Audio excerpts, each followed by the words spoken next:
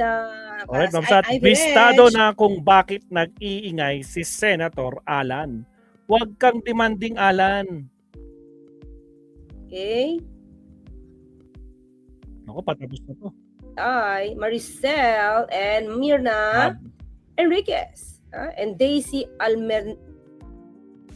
Almenario. And DX Anonymous. Habulin natin si Turo, attorney. di ba? Pero- Tatlong daliri mo nakaturo sa'yo eh. Di ba? Turo ng turo para malinis siya. Siya ang kawawa, siya ang victim, siya ang tama, siya lahat. Di ba? Siya na lahat. Wala ko And ng now, tubig, guys. Tingin ko, Wala mga akong Clara, tubig. ito lang naman yung pag na-analyze ko. Pwede niyo sabihin niyo rin kung ano sa tingin niyo kung ba't siya nag-iingay. Pero unahin muna natin to kasi may na-realize na ako kanina. Pero unahin natin to. Kasi si Senator Raffy Tulfo ay nagparinig. Pakinggan natin. Okay? Senator Raffy Tulfo lashes out at two of his colleagues for their verbal attacks on the media. Tulfo criticized Senator Rodante Marcoleta for his controversial... Okay? Kasi binatikos. Actually, hindi naman, tapos na tayo kay Senator Marcoleta. Di ba? Tiniligsa siya ng taga-media kasi sinasabi niya bayaran. Karamihan sa taga-media ay bayaran. So, na-take up natin yan. Pero ito kasi, focus tayo kay Senator Alan Cayetano, okay? remarks during last Thursday's flood control hearing where he accused journalists of receiving payoffs. Marcoleta's statement has been denounced by the Senate media as well as advocacy groups. Nais ko pong humingi ng dispensa sa ating mga Senate media. Bilang broadcaster at kasapi ng media, masakit po tuwing nababansagan ng ilan sa atin na bayaran kasi nasisira po ang propesyon natin. Pero itong pagsisigawan na bayaran ng karamihan sa atin, dito sa lugar na tinawag nyo ng tahanan at buong puso nyo pinoprotektahan sa pamamagitan ng makatotohanan pagpapahayag ay tatawagin kayong bayaran. Hindi po tama yun. This institution time and time again owes you its dignity because you keep the senators on their toes. Okay? Also took his wife at Senator Alan Dito tayo Dito tayo Dito tayo mag-concentrate. Peter Cayetano, who had expressed frustration that front pages of major broadsheets did not feature his statement that he remains Senate President. Okay, Sid. Pakinggan natin Nagtampo siya sa media dito kasi feeling talaga siya bida, mga kakwil. Feeling bida si Senator Alan Cayetano na dapat siya front page. Nadinig ko to, mga kakwil. Actually, nadinig ko to. Pero at the time na nadinig ko to, sabi ko, feeling lang. Feeling lang bida. Pero tingin ko may mas malalim pang dahilan kung ba't kailangan mag-ingay siya. Sige, go tayo. Kay Senator Cayetano, huwag po tayo masyadong demanding. Ano po? Demanding ka kasi. Gusto mo lagi kang nasa front page. Ito magreklamo na wala ka sa front page. Limited pong front page space ng mga dyaryo. Kaya pili lang po talaga ang nalalagay dyan. Pero hindi Ibig sabihin, ang nalalagay dyan, mga ka-clear, yung importante. Yung importanteng kaganapan. Hindi porket feeling mo na importante ka, ikaw na dapat lagi ang front page. Diba? ibig sabihin hindi na sila patas. Dahil kung titingnan mo naman online, Wait all lang. these news outlets reported his statement. The front Ulit. Okay. So, nung nakita niya, mga ka-clear, na hindi siya nailagay sa front page. Wala siya sa front page. Parang sumang-ayon siya. Diba? Sumang-ayon siya sa paniniwala na ang ibang taga-media ay bayaran. Kasi sinundan niya si Senator Marcoleta. Kung matatandaan niyo, mga ka-clear, yung sinabi ni Senator Marcoleta, tinanong kasi siya Ito, na-discuss na to, ulitin lang natin. Tinanong si Senator Marcoleta kung ano ba yung basihan niya para sabihin karamihan sa taga-media ay bayaran. So, nagdalawang isip si Senator Marcoleta. Sinabi ko ba yon? So, it means, mga ka-clear, ito lang naman. Tama si Marcoleta. Nagsasalita ba siya nang hindi niya natatandaan, hindi niya naiintindihan, nakalimutan niya agad? O natakot lang siya dahil biniring up? Hindi man natakot, nagkaroon lang siya ng concern kasi biniring up ng mga taga-media. So sabi niya, yun ba yung sinabi ko? Meron ba ako sinabing ganon? Nakalimutan niya yung sinabi niya na karamihan sa mga taga-media ay bayaran. Tapos bumulong si Senator Cayetano katabi niya, si Alan. Parang ganon niyo po yung sinabi niya. Diba? Tapos, hinanapan siya ng ebidensya. Ang sabi ni Senator Marcoleta, nagtatampo kasi siya. Frustrated siya. Dahil habang siya ay nagsalita sa INC, 45 minutes daw siya nagsalita. Hindi man lang siya na-in-news. Dahil hindi siya na-in-news, karamihan ng isa taga-media ay bayaran. Ganon din itong himutok ni Senator Alan Cayetano. Dahil wala siya sa front page, at ang nasa front page ay si Senator Sherwin Gatchalian nung pinili na bilang Senate President pro tempore or acting Senate President. Aba, bakit daw? Siya, isa lang daw ang nag-cover nung sinabi niyang siya pa rin ang Senate President.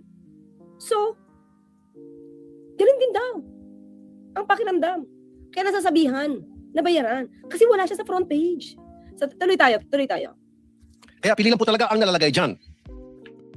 Pero hindi ibig sabihin hindi na sila patas. Dahil kung titingnan mo naman online, all these news outlets reported his statement. The front page is reserved for the biggest and latest news. Biggest and latest news. Sino ba ang mainit noong mga panahon na yon, mga clear? Si Win Gatchalian. Ano nangyari kay attorney? Attorney, what happened, attorney? Ha? Tumalon ba?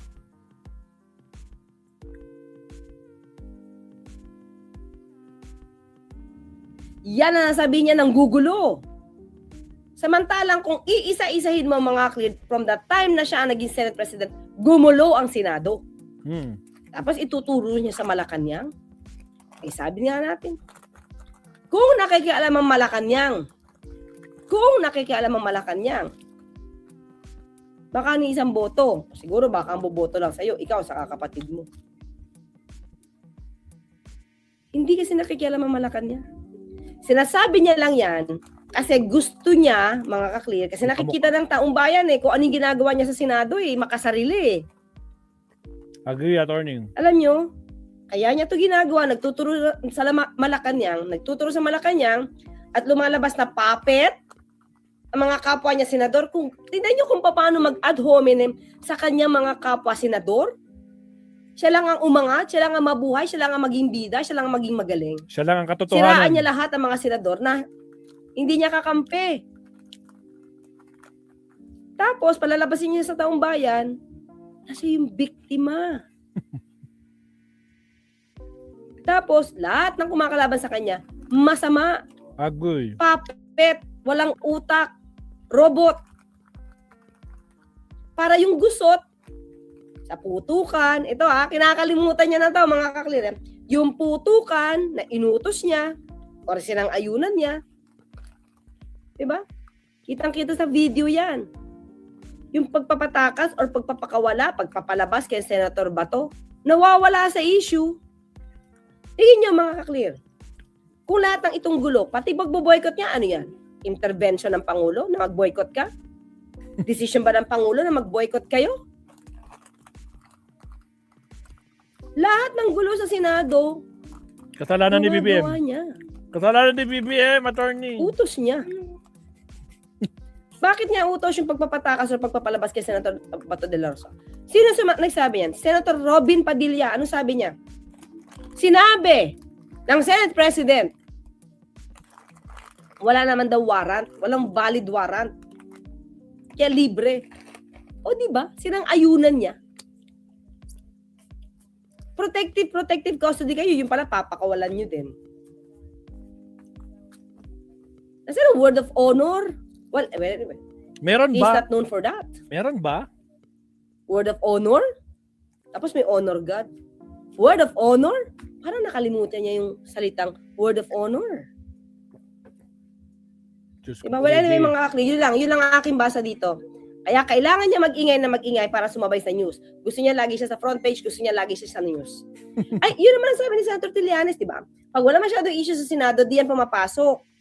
Pero pag may camera na at may malaking issue, nandiyan yan at makikipagdebate.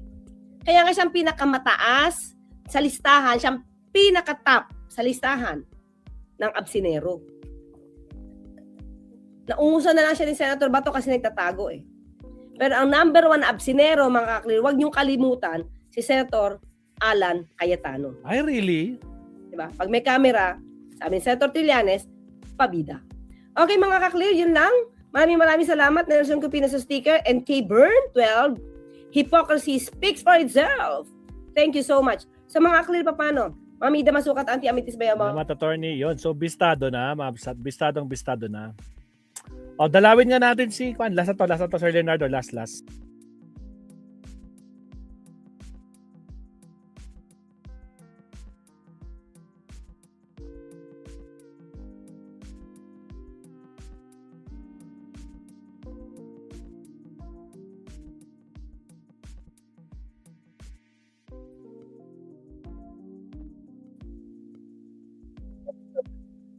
balik ako ng video.